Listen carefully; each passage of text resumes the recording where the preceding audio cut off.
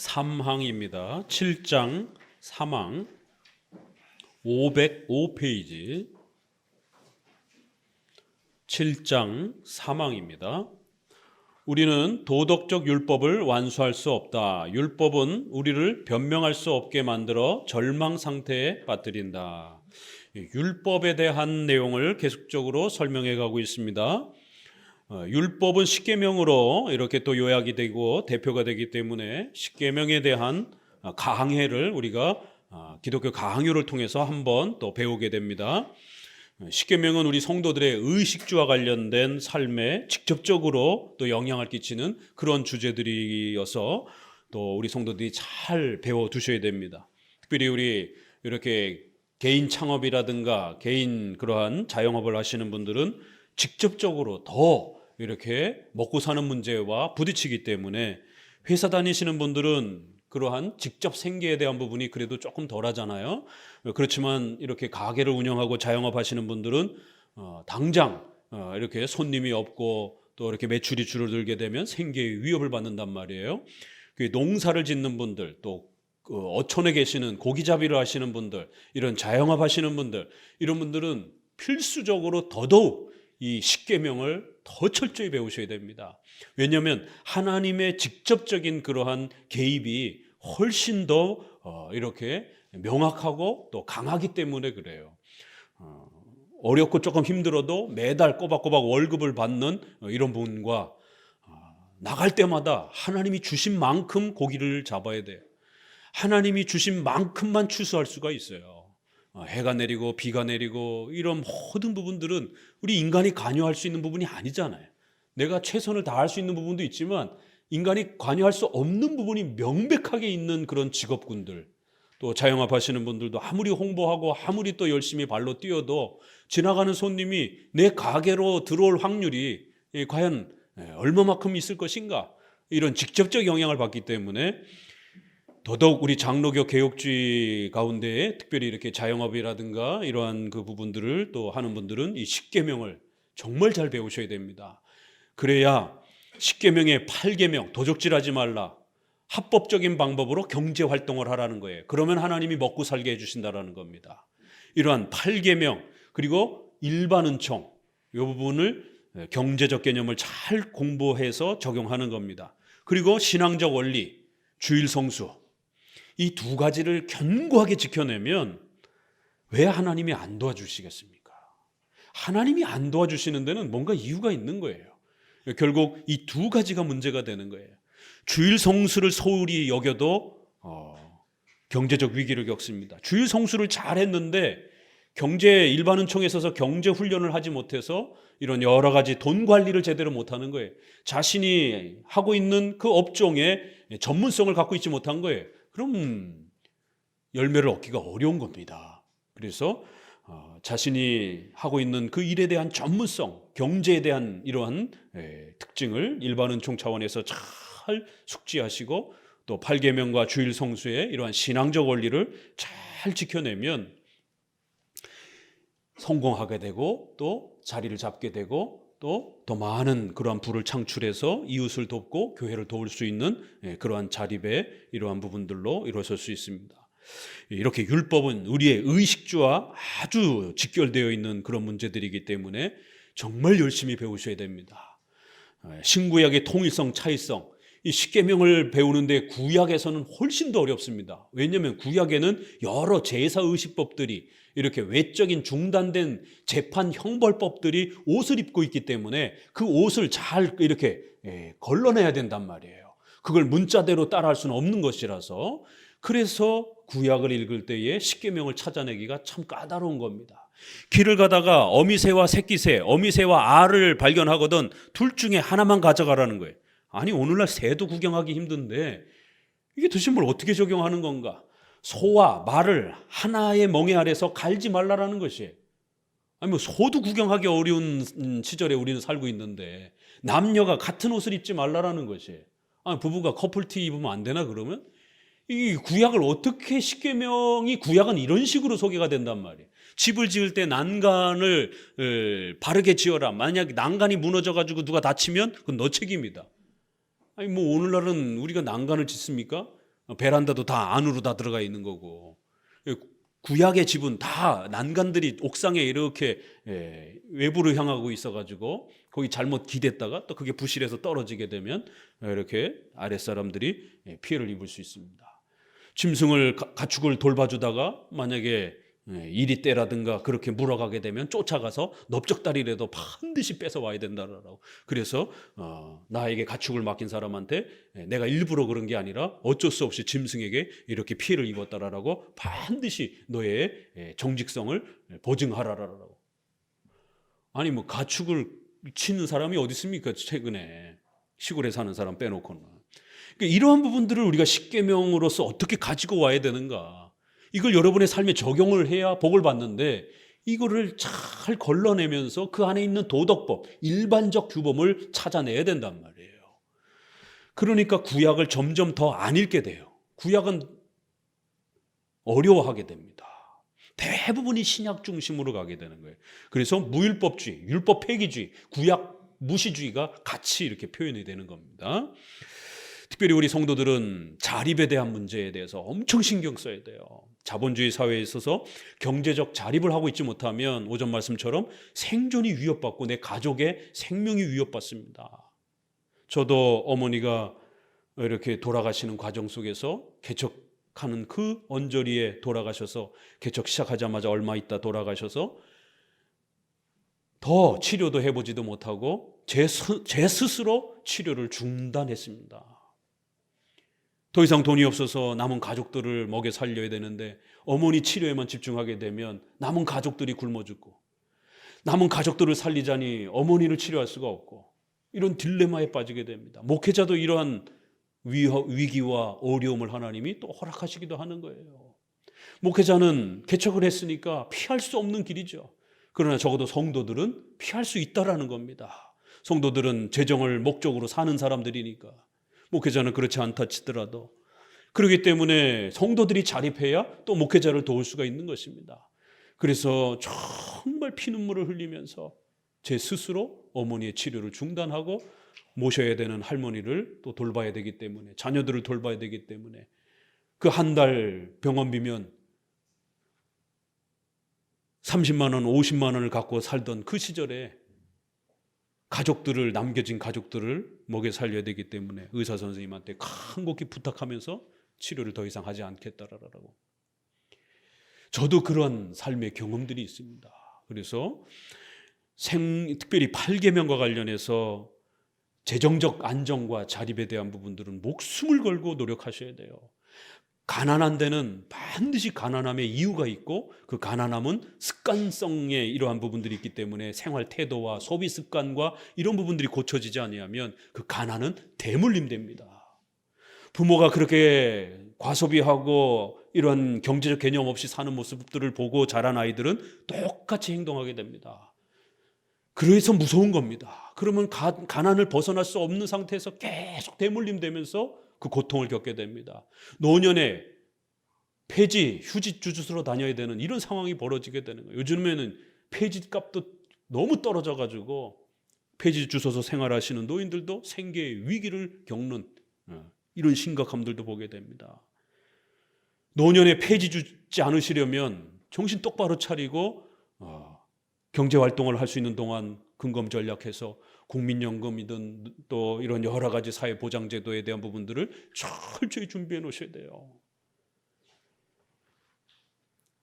특별히 목사님이 일반은총 차원에서 이러한 경제적 흐름을 이야기해 주기도 하고 짚어주기도 하고 또 우리 성도들 안에 전문가가 있으면 또 이렇게 추천을 해서 또 도움을 받을 수 있도록 하기도 하고 또 외부의 어떤 또 분들을 또 이렇게 도움을 연결해 줄 수도 있기도 하고 다양한 방식으로 우리 성도들이 일반은총 아래에서 경제적 자립을 튼튼하게 잘 하실 수 있도록 목회자는 성도들의 신앙적 자립도 신경 써야 되지만 아주 신앙이 좋은데 다 가난해요. 이러면 이것도 문제가 심각하잖아요. 생활의 자립도 목회자는 힘써줘야 된다는 겁니다.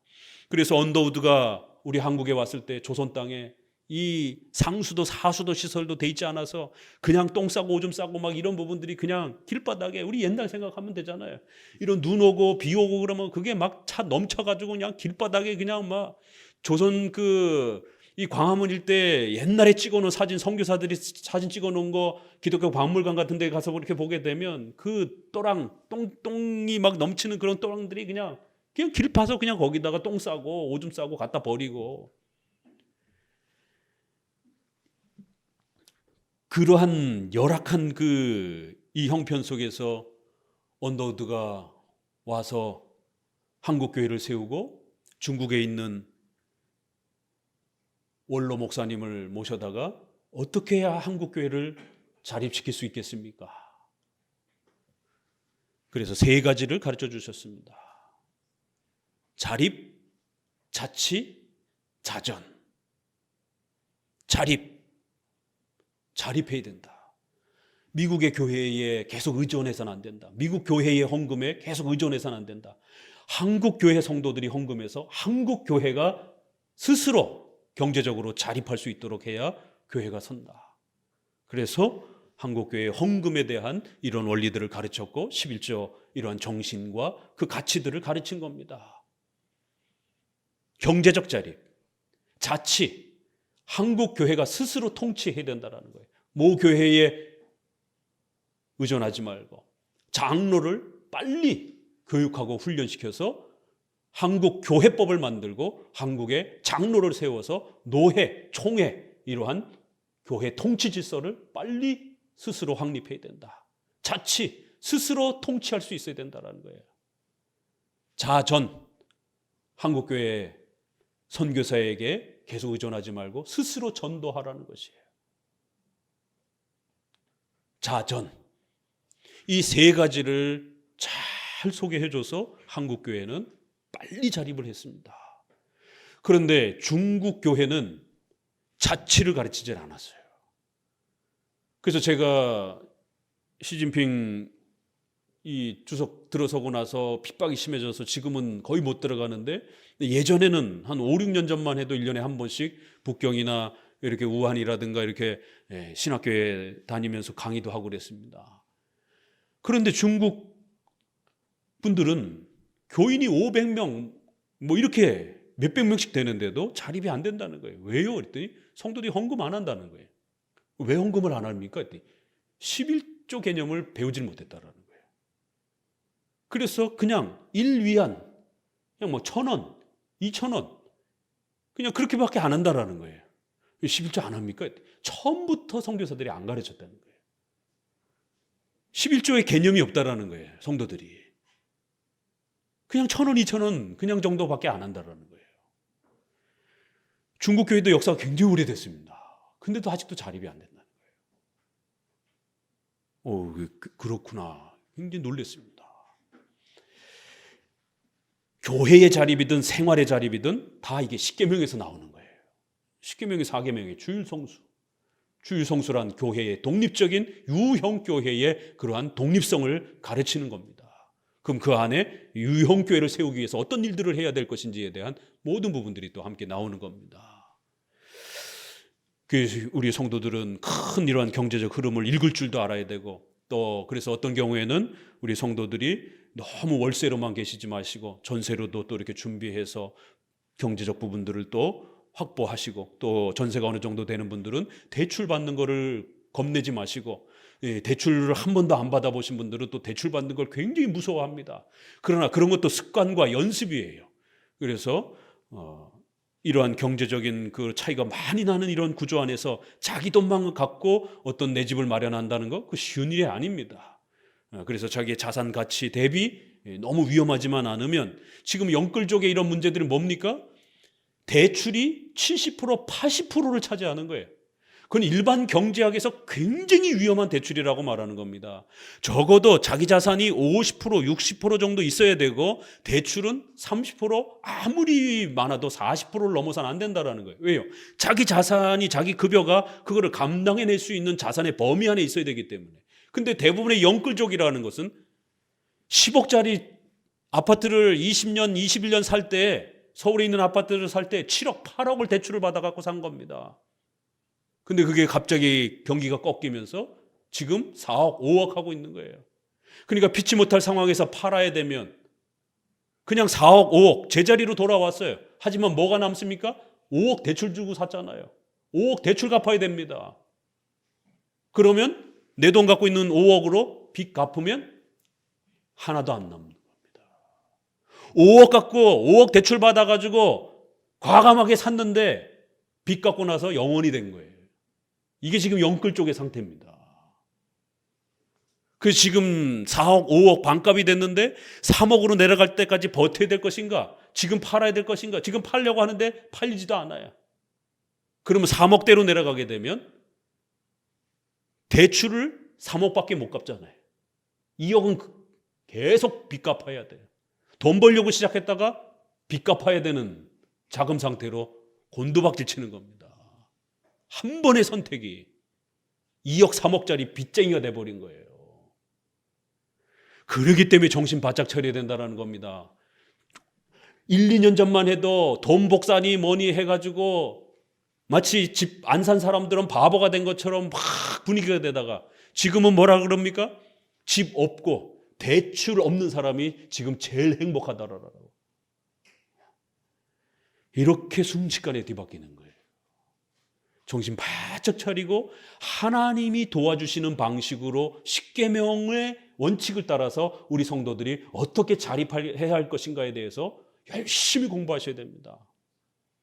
그래서 지금은 집을 사지 마시고 특별한 어떤 경우 외에는 뭐 직장에 출장이 어떤 직장 문제 때문이라든가 이런 어떤 특별한 어떤 경우 외에는 지금은 돈 있는 분들은 집을 사지 마시고 경제 흐름을 잘 지켜보시다가 2, 3년만 지나고 나면 아주 싼 값에 집을 마련할 수 있는 좋은 기회가 올 겁니다.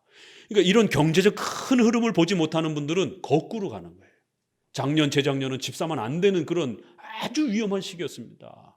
너나 나나 할 것 없이 경제 전문가들이 집 사지 말라라고 경고를 보내고 있는데도 불구하고 흥분해가지고 결국 막 차를 올라탔다가 결국 엄청난 전 재산을 손해를 보게 되는 이런 위기를 겪는 거예요. 집값이 더 곤두박질 것 같은데 과감하게 집을 사는 거 이거 쉬운 거 아닙니다. 주식도 마찬가지잖아요. 더 떨어질 것 같아서 못 사요. 그러다가 이제 오르기 시작합니다. 그러면 지켜봅니다. 아이 또 떨어지겠지. 근데 올라갑니다. 그런데 아직 못 들어갑니다. 이러다 결국 나중에 7, 80% 곤두박질, 뜀박질 할 때 그때 들어갑니다. 그러니까 이게 이 습관이 안 된 사람들은 가장 경기가 과열됐을 때 들어갔다가 경기가 꺾여가지고 곤두박질 칠 때 파는 것이 제일 비쌀 때 사가지고 떨어지기 시작할 때 파는 것이 거꾸로 하는 거예요. 제일 쌀 때 사든 투자를 해서 집이든 주식이든 뭐든 제일 쌀 때 경기가 어려울 때 현금을 잘 가지고 계시다가 그렇게 투자 행위를 해서 경기가 회복이 되면서 경기가 맨날 밑바닥에 있지는 않잖아요. 또 시간이 지나면 경기가 어느 정도 또 회복이 돼서 올라갈 때 그러면 또 그 경기가 올라가기 시작할 때 급해가지고 또 팔아버려요. 그러면 그냥 본전이 참고 잘 기다렸다가 경기가 활성화되면서 경기가 막 극에 달하기 직전에 이제 파는 겁니다. 너무 또 모든 욕심을 다 채우려고 하면 안 되죠. 그 경기의 끝지점이 어딘지 아무도 모르니까. 그러면 적어도 어느 정도 경기가 활성화되면 마음을 잘 정돈해서 부동산이든 주식이든 잘 또 현금화시키는 거예요. 그러면 또 그 현금 가지고 인내하며 잘 기다렸다가 경기가 꺾여서 또 밑바닥까지 또 한참 내려갈 때까지 또 기다렸다가 그 현금으로 사는 겁니다. 이게 거꾸로 하는 게 이게 쉬운 일이 아니에요, 이게. 그래서 경제 훈련은 마음의 훈련을 먼저 해야 됩니다. 경제 지식에 대한 거를 아무리 경제학과를 나왔어도 자기 돈 집어넣고 마이너스가 막 쭉쭉쭉쭉 되는 거를 견뎌야 되는 그 시간들을 마음을 잘 견딘다는 게 쉬운 일이 아니에요. 그래서 이것저것 골치 아파서 그런 투자 안 하고 대출 안 받고 그냥 안전하게 그냥 적금 생활만 하시는 분들도 계셔요. 그러면 내 집 마련하기 쉽지 않은 것이죠. 그러니까 이런 모든 우리의 의식주와 관련된 이런 부분에 있어서 십계명이 이걸 해결해 준다라는 겁니다. 그래서 마음을 든든히 잡고 하나님 앞에서 내 입을 크게 열라라는 말씀처럼 올바른 목적, 성공에 대한 분명한 목적이 있으셔야 돼요.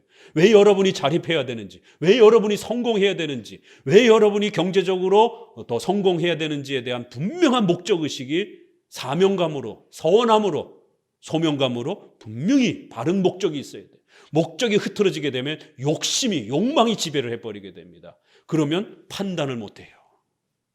과도한 욕심 때문에. 올바른 사명감에 의한 목표가 분명하고, 그리고 나서는 일반은 종 차원에서 부단히 경제 공부들을 십계명과 연결해서 하는 겁니다. 그래서 8계명에 저촉이 되면 아무리 좋은 기회라 할지라도 과감하게 버리는 겁니다.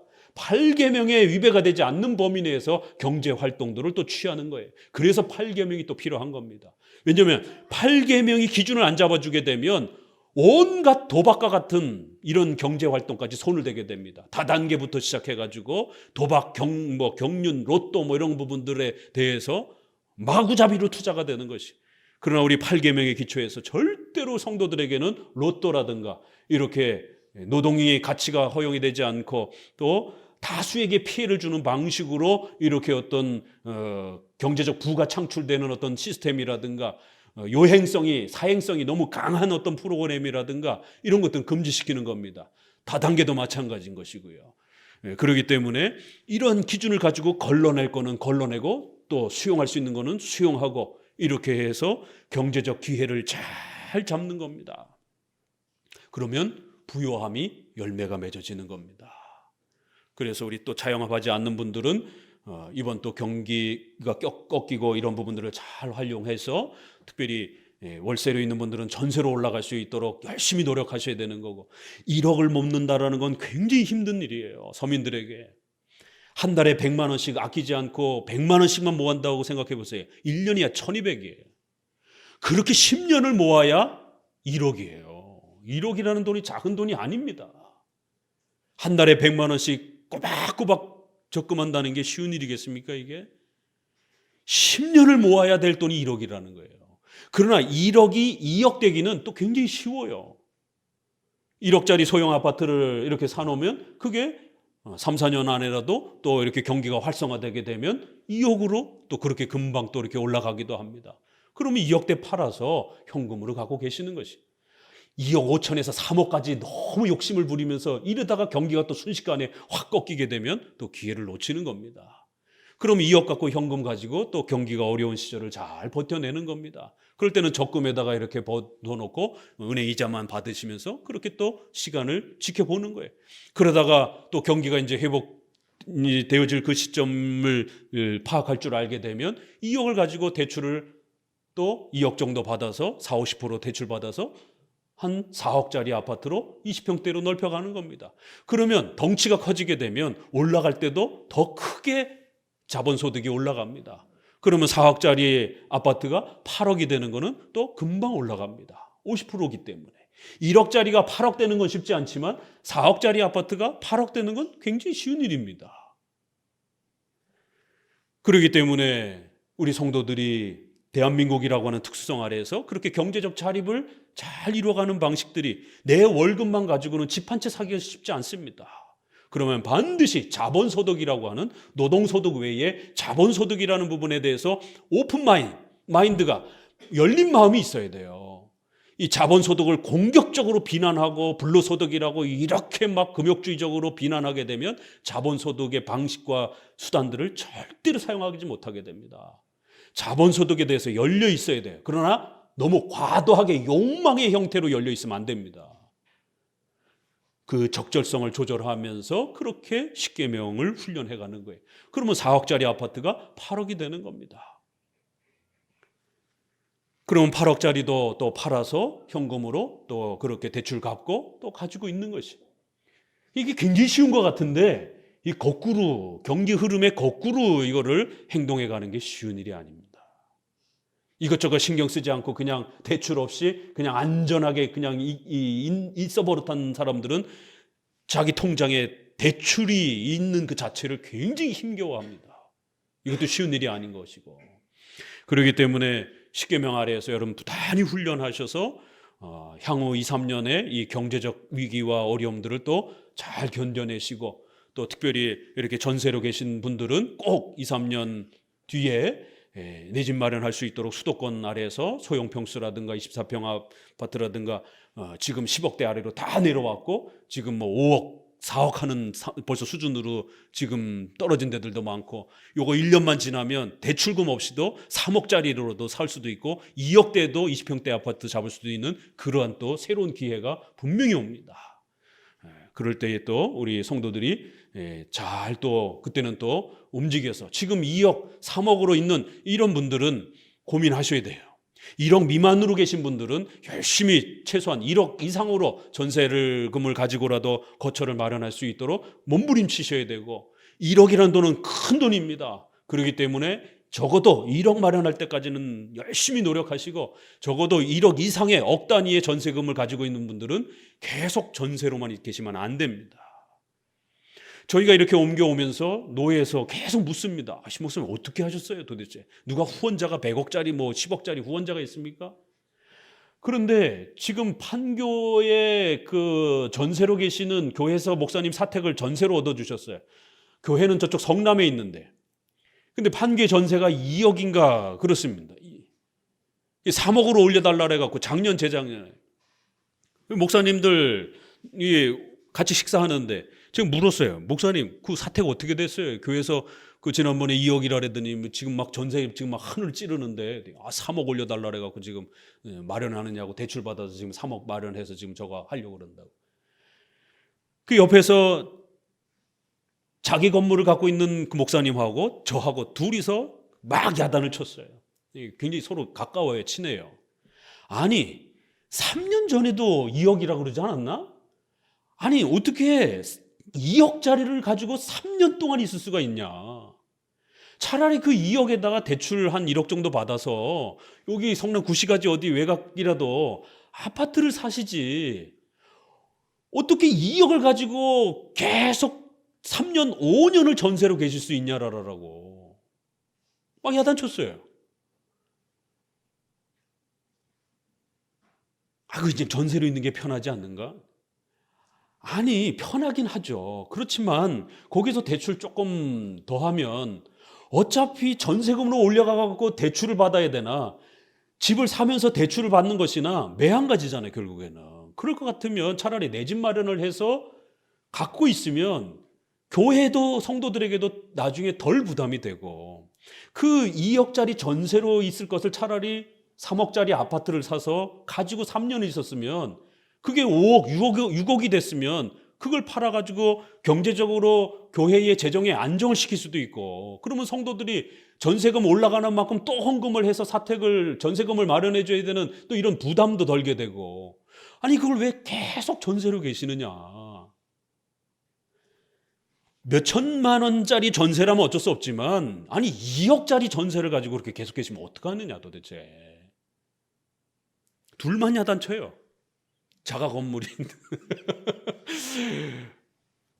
그럼 신 목사님네도 그렇게 했느냐? 우리도 그렇게 해서 구시가지에 있다가 우리도 월세를 살까 지하를 살까 이렇게 고민하다가 결국 대출금 내는 거는 비용은 이자 비용은 거의 비슷해서 저희도 그때 당시에 지하를 대출내서 산 겁니다. 만약 그때 월세로 계속 있었다라면 아무런 혜택을 못 받죠. 결국 그 선택이 차라리 그럴 바엔 대출 조금 더 내서 이자를 갚으면서 그냥 사자 이렇게 해서 매입을 한 겁니다. 그 매입이 재개발 거기에 들어가면서 그렇게 혜택을 본 겁니다. 언젠가는 또 우리가 이러한 건물 부분들을, 지금 우리가 총 비용이 한 300 정도 들어갑니다. 220에다가 평수를 넓게 쓰니까 관리비가 조금 이제 더 들어가고, 거기에다가 우리가 5천으로 보증금을 들어왔으면 돈이 안 드는데 1억으로 보증금을 올렸기 때문에 5천에 대한 은행 이자가 최소 10만 원, 15만 원 더 나갑니다. 그러면 전체적으로 한 300 정도가 돼요. 그러면 당회는 이런 걸 결정하고 고민해야 되는 겁니다. 우리가 매달 월세를 300 정도를 비용을 지출할 바에는 차라리 300의 이자를 주고 건물을 사는 것이에요. 그러니까 이제 이런 판단들을, 그럼 월세로 10년을 300씩 주면 1년 만에도 얼마예요? 3,600이잖아요. 10년 있으면 3억 6천을 월세로 남에게 줘야 되는 거예요. 여긴 계속 보증금 그냥 1억으로 있는 거고. 그렇지만 300을 차라리 은행 이자를 통해서 자금이 형성이 된다라면 300을 차라리 대출을 받아서 상가를 조그맣게라도 사는 겁니다.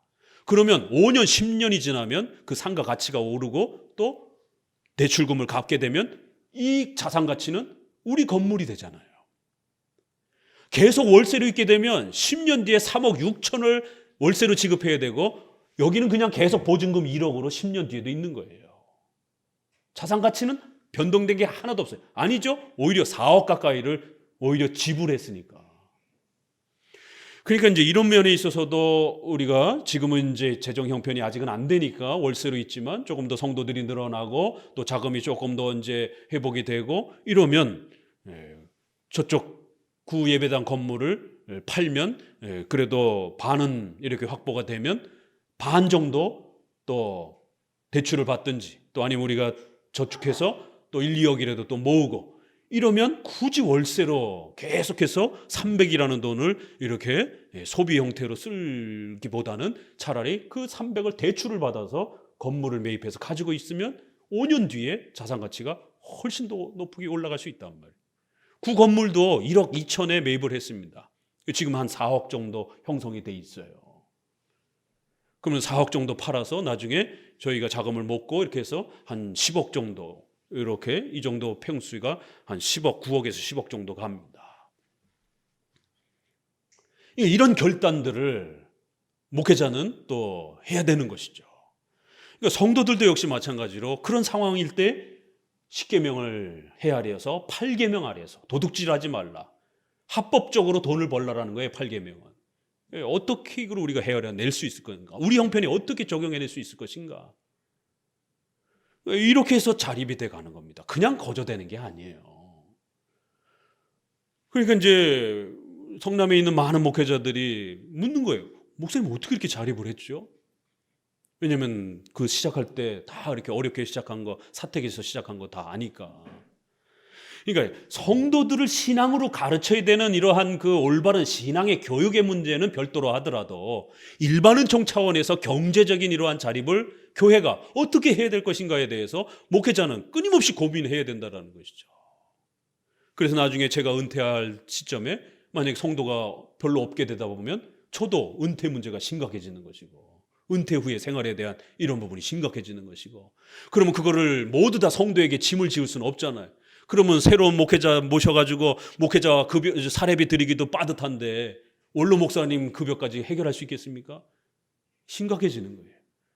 그렇기 때문에 재정적인 고민들을 먼 미래까지 내다보면서 그러면 최소한 우리가 자산에 대한 부분들을 일정한 부분으로 어떻게 가지고 있어야 될 것인지 그래야 심우하는 목사님도 또 원로 목사님도 함께 섬길 수 있는 또 그런 자산의 이러한 안정성을 갖추게 된단 말이에요.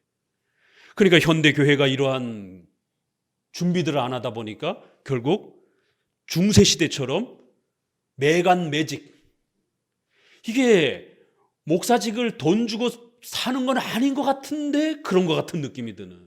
왜요?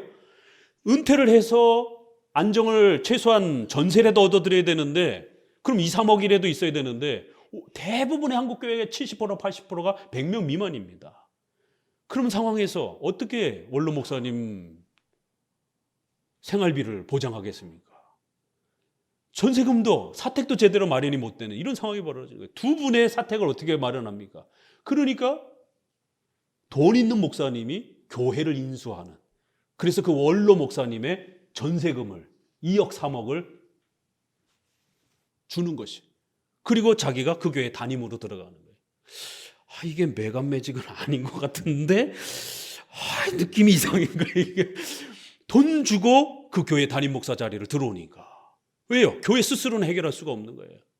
감리교처럼 연금 제도가 강력하게 묶어가지고 은퇴 후에 강제로 이렇게 큰 교회 작은 교회가 평균적으로 연금을 이렇게 돈을 마련해서 진행하는 것도 아니고 장로교는 대부분 각계전투란 말이에요. 이게 원래 이게 장로교 질서가 아닙니다. 장로교 질서는 원래 강력하게 교회법으로 재정을 작은 교회, 큰 교회, 큰 교회는 더 내고 작은 교회는 적게 내고 이렇게 해서 나중에 목사님들의 은퇴 문제를 평균케 만들어서 해결해 주는, 이게 강력한 교회법으로 작동이 되는 건데, 지금은 다 독립화 스타일로 큰 교회들이 관여 안 하니까, 신경 쓰지 않고 책임을 지지 않기 때문에 다 독립교회가 돼버린 거예요.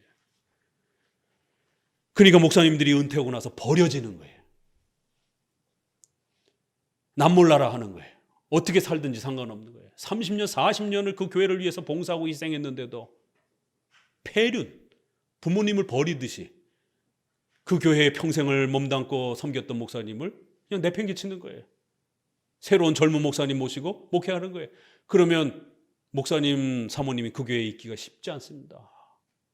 재정적 어려움 때문도 그렇고, 신학적으로도 일치가 또 안 되면 그것도 문제가 되고, 그래서 슬그머니 떠나십니다. 그러다가 목사님 돌아가시게 되면 사모님 혼자서, 목회하다가도 목사님 돌아가시게 되면 당장 목사님은 또 모셔야 되고, 그러면 두 가정을 교회가 섬기기 쉽지 않은 것이.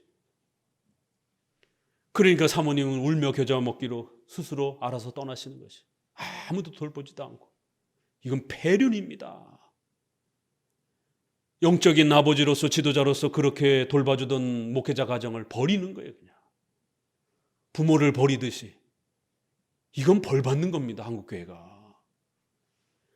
이건 십계명에 어긋나는 거예요. 십계명이 이렇게 중요한 거예요. 그러면 대책을 다른 방식으로 찾아야 되는 거예요. 그 교회가 경제적으로 자립될 수 있는 방식들을 부단히 찾고 노력해야 되는 겁니다. 그렇지 않으면 성도들 전체가 폐륜이 될 수 있는 거예요. 자기를 섬겨주던 목회자 가정을 헌신짝 버리듯이 그냥 버려버리는 거예요. 그렇게 되지 않기 위해서는 어떤 경제적 대책들을 마련할 것인가에 대한, 자립에 대한 문제들을 성도들은 함께 꿈꾸면서 함께 책임을 지면서 갖고 가는 겁니다. 이러한 것이 작동이 되어야 교회도 자립이 되고 성도들의 생활과 삶도 자립이 되는 겁니다. 교회 와가지고 신앙만 배워가는 게 아니잖아요. 그 삶을 함께 책임져 주면서 그렇게 함께 유형교회를 세워가는 겁니다. 한국교회 이게 굉장히 심각해요. 왜 그러냐면 일반 은총 차원에서 이런 경제 자립 개념들을 놓쳤기 때문에 그런 겁니다. 교회는 맨날 무슨 뭐 거룩거룩하면서 이렇게 예배만 드리는 것처럼 이렇게 생각하면 안 되는 것이에요. 교회 안에는 반드시 무임 직업을 갖지 않고 봉사하는 분명히 전임 사역자들이 있기 때문에 그런 전임 사역자들을 어떻게 보호할 것인가에 대한 대책, 또 성도들이 함께 모여야 되기 때문에 그 공간을, 상가 건물이라든가 독립된 건물을 어떻게 유지할 것인가에 대한 대책, 이 부분들을 분명히 방향을 갖고 준비하면서 차근차근히 나아가지 않는다라면 한순간에 자기도 모르는 사이에 어쩔 수 없이 폐륜이 되어져 버리는. 그래서 돈 있는 목회자에게 교회를 넘겨버리고 합병해버리고 결국 먼저 목사님은 떠나가야 되는, 이런 심각한 일들이 벌어져요. 그래서 이게 매간 매직이 아닌데, 성직 매매가 아닌데, 이게 성직 매매 비슷한 느낌이 나는. 그렇다고 그걸 또 막 정지할 수도 없는, 이게 지금 심각하잖아요. 교회가 자립이 안 되다 보니까 그렇게 안 하고서는 후임 목회자가 올 수가 없는 거예요. 시골 교회라든가 이런 데 더 심각합니다. 그러니까 한쪽 목사를 버리고 새로운 청빙 목사를 모셔야 돼. 딜레마에 빠진 거예요. 돈을 주고 오셔가지고 그래도 돈 받고 원로 목사님이 나가시든지. 근데 이게 성직매매 냄새가 풀풀 풍긴단 말이에요. 그렇지 않고는 두 목사님 중에 한 분, 원로 목사님은 그냥 쫓아내고 새로운 목사님만 사례비를 드리는 이런 배륜을 범하든지 딜레마에 빠져버린 한국교회가. 이래도 벌을 받고 저래도 벌을 받는. 십계명이란 우리의 살 길을 알려주는 겁니다. 그래서 이렇게 교회적인 이러한 문제에 있어서도 이렇게 교회가 차근차근히 경제적으로 안정이 되면 그 혜택을 성도들이 보는 것이. 그래서 이제 저도 이러한 월세 문제를 어떻게 할 것인가를 당회장으로서 고민하면서 이제 앞으로도 또 이렇게 우리가 준비해 가야 되는 거고, 또 우리 성도들도 각자의 삶의 터전에서 계속 월세로 계시지 마시고 전세로 올라가려고 열심히 한 푼 두 푼 아끼고 먹고 싶은 대로 다 먹고 쓰고 싶은 대로 다 쓰고 어느 세월에 1억을 모읍니까? 쉽게 모으지 못합니다. 1억이라는 돈을. 그렇기 때문에 아끼고 덜 먹고 덜 쏘고 갖고 싶은 거 더 이렇게 덜 갖고 새 옷 입고 싶은 거 당근이라든가 이런 데서 재활용해서 쓰시고 어떤 방법을 통해서든지 아끼고 절약해서 1억이라고 하는 돈을 모으고 또 전세로 올라가고 1, 2억 가지고 계신 분들은 함부로 막 투자하고 이러지 마시고 열심히 공부해 놓으시기 바랍니다. 투자하기 전에 몇 년 동안 공부를 하는 거예요. 투자하면서부터 공부하는 게 아닙니다. 그때는 마음을 잃게 됩니다. 막 돈이 막 뛰고 막 왔다 갔다 하고 그러면 마음이 흔들리고 욕망이 춤을 추게 됩니다. 그러면 바른 판단과 투자를 못 합니다. 경제가 곤두박질 쳤을 때, 어려울 때 투자 공부를 하는 거예요. 그때부터 책, 유튜브 이런 데 열심히 공부하면서 경제의 흐름을 읽는 것, 환율 읽는 법들, 또 이런 세계 경기가 변동되어 가는 여러 가는 변동 상황들, 또 사장 산업들, 또 새로 뜨는 산업들, 이런 모든 부분들을 열심히 연구하는 거예요. 그래서 우리 청년들에게는 주식 같은 경우도 절대로 파생 상품이라든가 고위험 상품이라든가 3배, 4배 이런 추종하는 이런 것들 함부로 투자하지 말고 제일 안전한 것은 주식 처음 배울 때는 미국의 ETF, 우리나라 ETF. 그래서 상위 100개 기업을 골고루 투자하는 간접 투자 형태로 ETF를 그렇게 월급 받을 때마다 조금씩 10만 원씩 20만 원씩.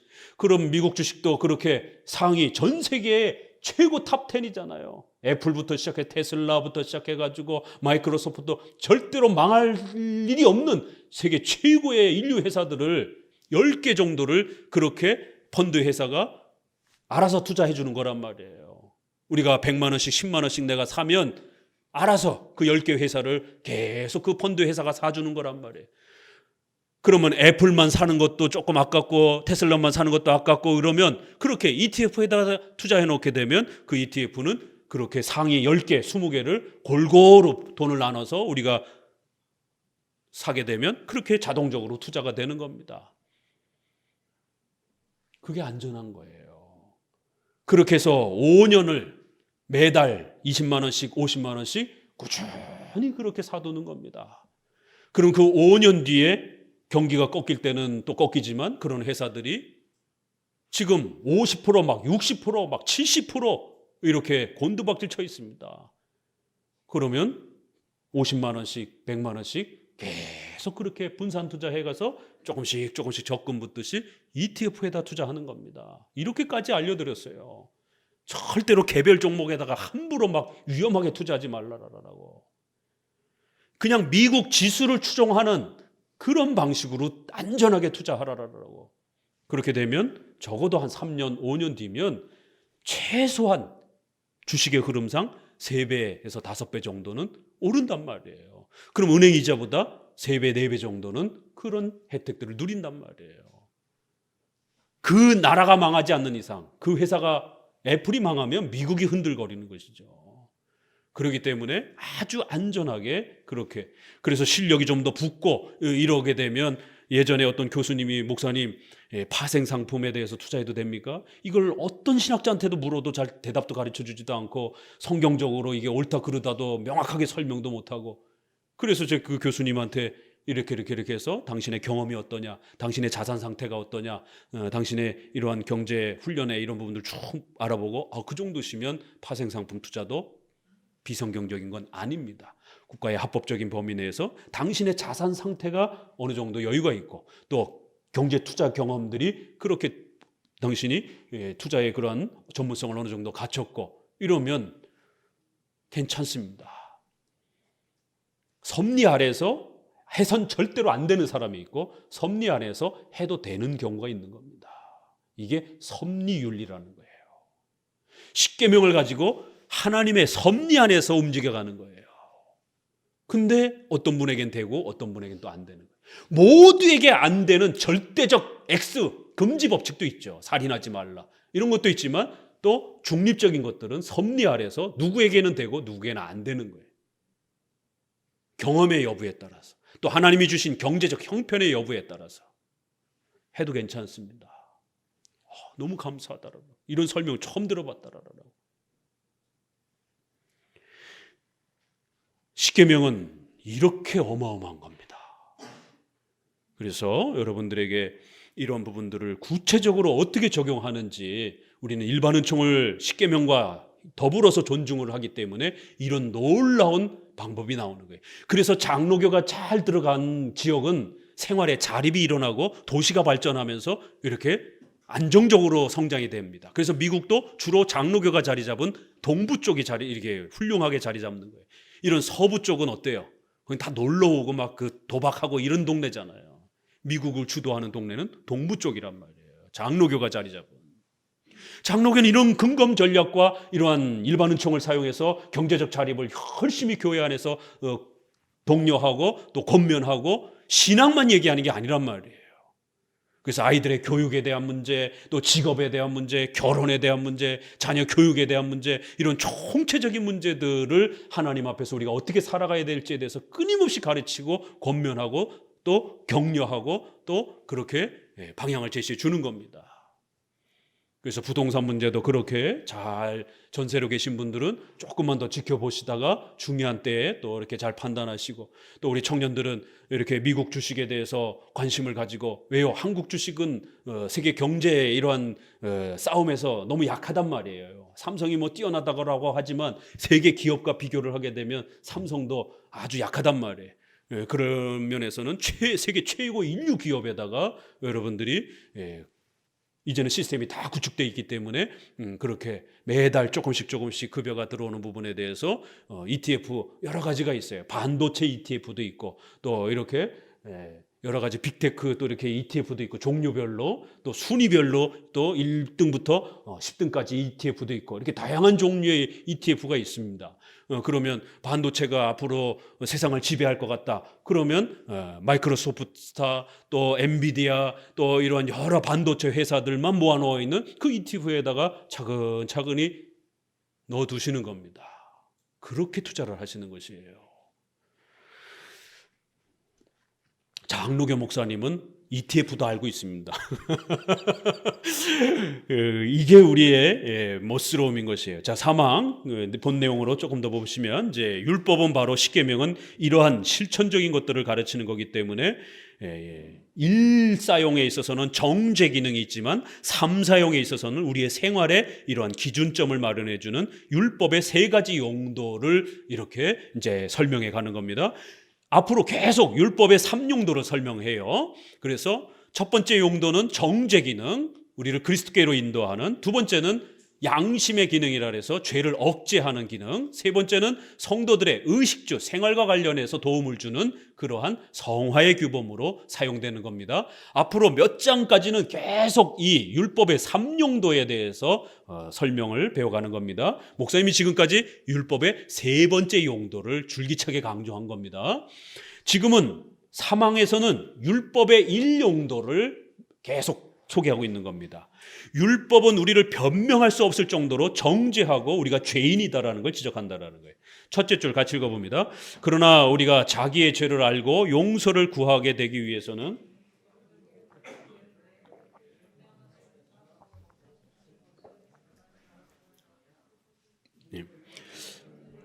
거기까지만 율법을 배울 때 변명할 여지가 없이 이렇게 아주 선명해진다라는 거예요. 그런 정죄가 뚜렷해진다라는 것입니다. 넘겨보시면 506페이지 밑에서 다섯째 줄 정도, 여섯째 줄 위에 딸락 밑에서 여섯째 줄. 약속이 좋음으로 사람은 자기의 불행을 더욱 잘 알게 될 것이며 동시에 구원받을 소망이 없어졌으므로 자기는 확실히 죽으리라는 위협을 느낀다. 여러 가지 무서운 협박이 몇 사람뿐 아니라 우리 모든 사람을 예외 없이 압박하며 괴롭힌다. 협박은 우리를 떠나지 않고 가혹하고 무자비하게 추궁하기 때문에 우리는 율법에서 가장 임박한 죽음을 볼 뿐이다. 이렇게 해서 율법, 십계명은 첫 번째 우리를 정죄하는 기능, 우리가 죄인이다라는 사실, 그래서 그리스도께로 나아가지 않으면 우리는 하나님 앞에 그 정죄로 인하여 영원한 지옥의 형벌을 받는다라고 하는 죄를 지적하는 이러한 종교적 기능, 일용도라고 그래요. 일용법. 사항, 그러나 율법의 약속은 무의미하지 않다. 그러므로 율법만을 볼 때 우리는 낙심하며 당황하며 절망할 수밖에 없다. 율법에서 얻는 것은 우리 모든 사람의 정죄와 저주이기 때문이다. 갈라디아서 3장. 맨 아랫줄로 내려와 보세요. 506페이지 맨 아랫줄 두 번째부터. 그런 때에 주께서는 우리에게 모든 것을 값없이 베풀어 주시며 자기의 충만한 친절에 다시 다른 선물을 첨가하신다. 즉 주께서는 우리의 불완전한 복종을 물리치시지 않고 도리어 부족한 것을 보충해서 완전히 만드시면서 마치 우리가 조건을 이행한 듯이 율법이 약속한 혜택들을 받게 만드신다. 이렇게 해서 바로 정죄하고 나서 그리스도를 소개하면서 마치 우리가 행한 것처럼 그렇게 또 추가적인 은혜들을 베풀어 주시려고 정죄를 하신다라는 거예요. 정죄 자체가 단지 죽이려고만 하는 그런 목적이 아니라는 거예요. 5항, 우리는 율법을 완전히 지킬 수 없다. 그래서 십계명, 율법을 우리가 신앙 없이, 신앙의 혜택 없이 바라보게 되면 우리는 완전히 죽을 수밖에 없는, 아무것도 행할 수 없는 연약한 자임을 깨닫게 된다는 거예요. 율법을 지키는 것은 불가능하다고 우리는 말했다. 제롬이 이러면서 이제 초대교부 얘기도 하고요. 두 번째 단락입니다. 밑에서 둘, 넷, 다섯째 줄. 이 점을 지지하는 명백한 증언들이 성경에는 얼마든지 있다. 죄를 범치 아니하는 의인은 세상에 아주 없느니라. 이런 전도서 7장의 말씀. 맨 아랫줄, 바울의 말은 가장 분명하다. 육체의 소욕은 성령을 거스리고 성령의 소욕은 육체를 거스린다. 갈라디아서 3장 10절 그 구절에 기록된 바 누구든지 율법책에 기록된 대로 온갖 일을 항상 행하지 아니하는 자는 저주 아래 있는 자라 하였습니다. 그렇게 해서 율법은 완벽하게 너희가 성취하면 영생을 누린다라고 하는 행위 언약의 내용이기 때문에 지금도 그렇게 명령되는 거예요. 완벽하게 하나님의 명령을 성취해라. 그럼 영생을 주겠다. 아담에게 준 것처럼. 그러나 우리가 죄인이어서 그렇게 할 수 없는 겁니다. 그래서 예수님이 이걸 대신해 주는 거예요. 자, 넘어오셔서 509페이지에 율법은 하나님의 의를 알리며 거울과 같이 우리의 죄 많음을 밝히 보여줌으로써 우리가 하나님의 도움을 간구하도록 인도한다. 이게 다 율법의 첫 번째 사용, 정죄 기능을 계속 지금 설명하는 겁니다. 6항, 율법은 엄격해서 우리의 모든 자기 기만을 빼앗는다. 같이 읽어봅니다. 이 문제 전체를 더욱 명확하게 만들기 위해서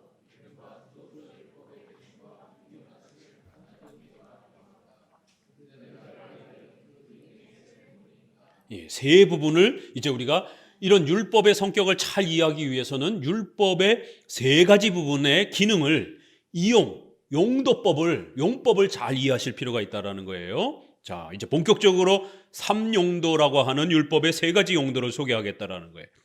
같이 읽어봅니다. 첫째 부분은 하나님의 의, 즉 하나님이 받아주시는 유일한 의를 밝히는 동시에 우리 각 사람의 불의를 경고하며 알리며 책하며 결국 정죄한다.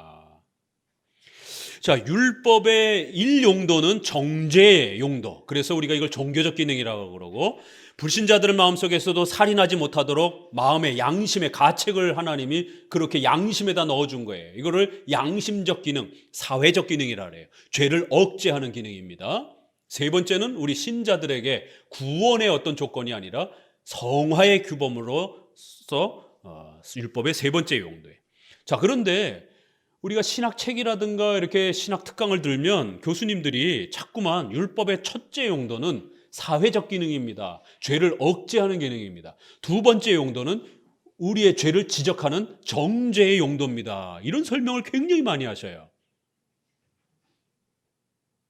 그래서 제가 신학계에 이렇게 이 율법 어떤 그 강자가 있을 때마다 이렇게 참여해서 예전에 그 신학 교수들에게 좀 항의하기도 하고 좀 부탁하기도 하고, 루터파에서의 그러는 거 이해가 되지만 적어도 우리 칼빈주의에서 이 율법의 용도를 설명할 때는 칼빈이 설명한 대로 일용도를 정죄 기능으로 말씀해 달라라고. 왜 루터파가 사용하는, 루터는 첫 번째 용도를 정죄 기능이 아니라 사회적 기능으로 설명을 해요. 루터의 제자들도 순서가 달라요. 칼빈은 뭐예요? 정제 기능을 첫 번째다 뒀어요. 근데 루터파는 정제 기능을 두 번째다가 설명을 하고 사회적 기능을 첫 번째다 설명을 해요. 그래서 웬만한 신학책들, 율법의 용도 설명하는 책들 보게 되면 첫 번째를 전부 다 사회적 용도로 설명을 해요. 그래서 신학 교수들한테 저도 칼빈주의 신학자들은 칼빈을 따라서 또 우리 웨스민스터도 순서가 정제가 첫 번째로 그렇게 되어 있습니다. 이런 차이도 좀 상식적으로 좀 알고 계셔야 돼요. 칼빈은 첫 번째를 정제 용도로 설명을 합니다. 근데 이제 그게 나중에 루터파들에 의해서 순서가 뒤바뀌어 가지고 지금 한국 교회도 그렇고 그런 식으로 순서를 세 가지 순서를 이해를 하는데 요거는 조금 수정이 돼야 됩니다. 넘기셔서 510페이지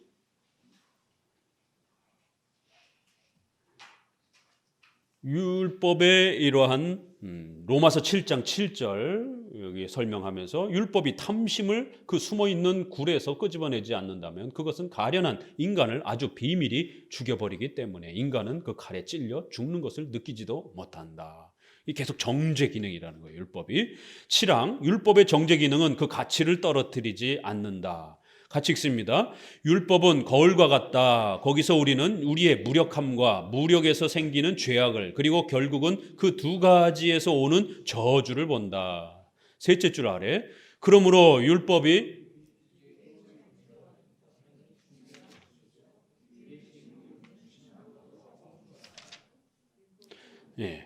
율법으로는 죄를 깨달음이니라 한 사도의 바로는 여기에 해당이 됩니다. 그가 거기서 말하는 것은 율법의 첫째 기능입니다.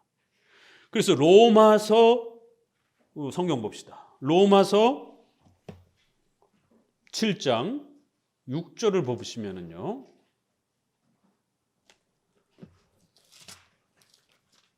정죄의 내용을 소개합니다. 율법에서 우리가 벗어났다, 자유롭게 됐다 이렇게 소개를 합니다. 7장 6절을 같이 읽어봅니다. 로마서 7장 6절 읽습니다. 이제는 우리가 얽매였던 것에 대하여 죽었으므로 율법에서 벗어났으니 이러므로 우리가 영의 새로운 것으로 섬길 것이요 의문에 묵은 것으로 아니할지니라. 이 의문이라는 것은 율법을 말하는 거예요. 율법에서 벗어났다 이렇게 표현하잖아요. 7절 읽어봅니다. 그런즉 우리가 무슨 말하리요 율법이 죄냐? 그럴 수 없느니라. 율법으로 말미암지 않고는 내가 죄를 알지 못하였으니 이 표현입니다. 그럼 율법이 필요 없냐? 성도들에게 더 이상? 그렇게 설명하면 안 된다라는 거예요. 율법이 여전히 필요하다라는 거예요. 정죄 부분에서 우리가 벗어났다라는 거예요. 성화의 규범으로서 여전히 필요하다라는 겁니다. 12절 같이 읽어봅니다. 이로 보건대 율법도 거룩하며 계명도 거룩하며 의로우며 선하도다. 그렇죠? 율법은 소중하다라는 거예요. 함부로 버리면 안 된다라는 거예요. 14절도 읽어봅니다. 우리가 율법은 신령한 줄을 알거니와 나는 육신에 속하여 죄 아래 팔렸도다. 율법은 굉장히 거룩하고 소중한 거라는 거예요. 율법을 함부로 무시하거나 율법에서 더 이상 우리가 이제 의무가 없다라고 함부로 이렇게 막 극단적으로 강조하면 무율법주의자가 될 수도 있다라는 겁니다. 어떤 목적에서 벗어났느냐를 잘 헤아려야 된다라는 거예요. 정죄에서 벗어나는 겁니다. 자, 8항을 보게 되면은요. 율법의 정죄 기능이 신자와 불신자에게 미치는 영향. 우리 모든 사람이 사악하다는 것과 정죄를 받는다는 것은 율법의 증언이 확인한다. 그래서 신자, 불신자 모두에게 이러한 정죄 기능이 발동이 된다라는 거예요. 그런데 이제 앞으로 신자가 될 사람에게는 율법은 어떤 역할을 하죠? 정죄를 통해서 회개로 인도하는 거예요. 그러나 불신자들은 그 정죄를 통해서 두려움과 공포 속에 남겨두는 겁니다. 이렇게 율법의 정죄 기능은 예정된 사람들에게는 구원으로 이끌어가는 디딤돌 역할을 하지만 하나님 앞에 버림받은 자들은 그 자체로 하나님의 심판의 두려움을 선언하는 공포적인 그런 또 하나님의 심판의 목소리가 될 수 있다는 것이에요. 9항 여기까지는 좀 봅시다. 9항 어거스틴의 말과 같이 율법은 우리를 고발함으로써 은총을 구하게 만든다. 참 어거스틴은 말을 참 멋지게 하잖아요. 이렇게 칼빈도 자기 주장을 하고 그 다음에 성경 해석의 근거를 끄집어오고 또 그 다음에 교부들이라든가 어거스틴이라든가 이렇게 선조들의 신학적 그러한 근거들을 또 거기에 대고 그 다음에 반대자들에 대해서 또 변론 이렇게 공격하는 이러한 순서로 이렇게 계속 진행되는 걸 보게 됩니다. 셋째 줄 위에서 율법은 우리에게 은총의 도움을 구할 줄 알라라고 이렇게 말한다라는 거예요. 그 편지에서도 보니까 사람이 자기 유약을 깨닫게 하며 그 대책으로서 그리스도 안에 있는 은총을 구하게 만들기 때문에 율법은 유용하다. 또 밑에 줄도 보면 율법은 명령하고 은총은 실천력을 공급한다. 참 멋있는 말이죠. 그래서 율법은 우리가 할 수 없다는 것을 깨우치고, 그러니까 빨리 복음으로 피해가라고 만들고, 그 복음은 우리에게 실천할 수 있는 은혜와 능력을 공급해 준다. 각각의 역할이 그렇게 서로 있다라는 겁니다. 맨 아랫줄, 우리가 할 수 없는 일을 하나님이 명령하시는 것은 우리가 하나님에게서 구해야 할 것을 알게 하시려는 뜻이라고 한다. 그러니까 우리가 십계명을 통해서, 율법을 통해서 우리가 할 수 없다는 것을 우리는 이렇게 깨닫는데, 개혁주의는, 이 공로주의자들은 우리 인간의 노력으로 할 수 있다라고 이렇게 해석을 한다라는 거예요. 신인 협력주의, 알미니안주의에서. 참 이게 성경 해석을 보는 방식이 이렇게 십계명을 바라보면서 알미니안주의자들은 우리가 반은 보태야 된다 이렇게 해석을 하고, 칼빈주의자들은 십계명을 보면서 봐라, 우리가 완벽하게 할 수 없다라는 것을, 내 무능력을 깨달아야 된다 이렇게 해석해 주는 것이에요. 자, 513페이지 맨 위에 줄, 율법을 주신 것은 우리를 책망하며, 이거 같이 읽읍시다, 중요하니까. 책망을 받은 우리가 두려워하며 두려워함으로 용서를 빌며 우리 자신의 힘을 믿고 감히 행동하지 않게 하시려는 뜻이다. 또 율법을 주신 목적은 위대한 체하는 우리를 작게 만들며 우리 자신에게는 의를 얻을 힘이 없다는 것을 증명하며 무력하고 무가치하고 빈궁한 우리가 은총으로 피난하게 하려는 것이다. 쭉 내려오시게 되면 두 번째 단락에 율법의 이 첫째 기능은 버림받은 자들에게도 작용된다. 이렇게 해서 앞으로 성도가 될 예정된 성도들에게는 그리스도께로 나아가도록 도와주는 역할을 하고, 또 버림받은 자들에게는 하나님 앞에 엄중한 심판의 선언으로 남아있게 된다는 거예요. 자, 오늘은 구항까지 이렇게 살펴봅니다. 그래서 십계명을 본격적으로 설명하기 전에 적어도 이 율법을 우리가 어떻게 다뤄야 되는지, 이 율법이 얼마나 중요한 것인지에 대한 이런 서론적인 얘기를 하는 겁니다. 그래서 여러분들 주무실까 봐 십계명 잘 배워야 아파트 살 수 있다라고 좀 실천적인 얘기를 말씀을 드린 겁니다. 십계명 제대로 못 배우고 못 훈련하게 되면 남들 이렇게 경제적 자립해서 올라갈 때 여러분은 계속 월세 살아야 되는 이런 사태가 벌어질 수도 있다라는 겁니다. 실제적으로 십계명은 우리에게 그런 혜택을 준다라는 거예요. 수도 없이 목사님 강조합니다. 제발 좀 믿으십시오. 십계명 따라하면 복 받습니다. 십계명대로 살면 하나님이 도와주십니다. 그래서 우리 청년들 열심히 주일 성수하고 반드시 돈 버는 부분에 대해서 11조 하시고, 이건 신앙의 법칙이에요. 아까워하지 마시고 반드시 하나님이 그 이상으로 복 주실 것입니다. 그리고는 적금 들고 미국 ETF 들고 전세 드신 분들은 아파트 살 준비하고 열심히 적금 부시면서 경제적 그러한 자립에 대해서 준비하시고 계획하시고 실천하세요. 우리 어른들 그러잖아요. 시간 금방 간다라고. 30에서 막 놀다가 40 금방 됩니다. 40에서 하다 보면 50대예요. 60까지 국민연금 제대로 준비 안 돼 있으면 폐지 주소야 돼요. 정신 차려야 됩니다. 60 금방 됩니다. 부모님이 무슨 뭐 1000억 재산가가 아닌 이상에는 그런 분들은 놀아도 되나? 그거 금방 까먹습니다. 경제 공부 안 하고 있으면. 그걸 또 잘 지키기 위해서는 부모님이 혹시라도 하나님이 주셔서 1000억 1조의 재산 가면은 그걸 또 잘 지키기 위해서라도 열심히 경제 공부를 하셔야 되는 거고, 부자 망하면 옛날엔 뭐 3대가 간다는데 지금은 1대도 못 가요. 다 까먹어가지고. 그러니까 정신 바짝 차리시고 십계명을 따라서 또 이런 경제적 위기를 어떻게 잘 극복해내는지, 또 그 경제적 위기가 어떤 사람들에게는, 돈 있는 사람들에게는 그 경제적 위기가 소위 말해서 막 그러잖아요. 줍줍한다라고. 아파트도 막 줍줍하고 막 주식도 줍줍하고. 왜요? 가난한 사람들이 다 집어 던졌기 때문에. 알짜배기들이 막 넘쳐나는 거예요. 가난한 사람들은 막 죽는다라고 아우성 치는데 돈 있는 사람들한테는 그게 돈 벌 기회인 거예요. 또다시 결국 누군가는 돈을 벌고 누군가는 더더욱 가난해지는, 그럴 때 우리 성도들은 정신 바짝 차리고, 어차피 경제는 돌아가게 돼 있단 말이에요. 그 큰 덩어리가 경제가 흘러갈 때 적어도 우리 성도들이 정신 바짝 차려서 또 하나님 앞에서 신앙의 이런 원칙들을 잘 세워서 경제적인 자립을 잘 이루어가야, 또 그런 자립된 성도들이 많아야 교회도 또 안정되게 자립되어질 수 있는 것이고, 그럼 또 그러한 교회들이 자립되어지게 되면 또 다른 교회를 우리가 세울 수 있잖아요. 우리 한번 큰 꿈을 꿔봅시다. 우리 교회가 분립해 줄 수 있는, 저처럼 가정에서 혼자 가족들하고만 시작하도록 하지 말고, 정말 우리 장로교회 원리에 따라서 노회, 총회가 함께 도와주는 방식의 모 교회가 이렇게 도와주는 것이, 그래서 성도와 이렇게 교역자를 우리가 사람도 분리해주고, 또 상가에 월세를 얻고 적어도 3년 내지 5년 정도 자립할 수 있도록 매달 월세를 100만 원이든 지원해줘야 자립할 것 아니겠어요?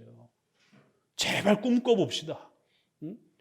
오늘날 교회가 이기적이고 자기 교회만 하는 이런 욕 얼마나 많이 먹습니까? 적어도 이렇게 정말 교회를 우리가 세우는, 교회가 또 교회를 세우는 그런 꿈이라면 정말 멋있는 꿈이에요. 하나님의 나라를, 유형교회를 건설해가는 거룩한 꿈이잖아요. 그걸 위해서 하나님 저에게 100억을 허락해 주십시오. 좀 꿈 좀 꿔보세요. 100억 작나? 우리 젊은이들에게는 하나님 저에게 1000억을 연세들 좀 있는 분들은 한 100억 정도만 같이 꿈을 꾸면서 하나님 앞에 거룩한 소망으로서 이 십계명을 정말 멋있게 좀 사용해 보세요. 이 십계명은 우리를 부욕해 하는, 하나님이 우리를 도와주기 위해서 만든 겁니다. 우리에게 복 주시기 위해서 만들어 놓은 소중한 장치예요. 은혜의 질서입니다. 이게 몰라서 제대로 사용을 못하는 겁니다. 잘 사용하셔서 교회와 우리 성도들이 함께 또 성장해 가시기를 바랍니다.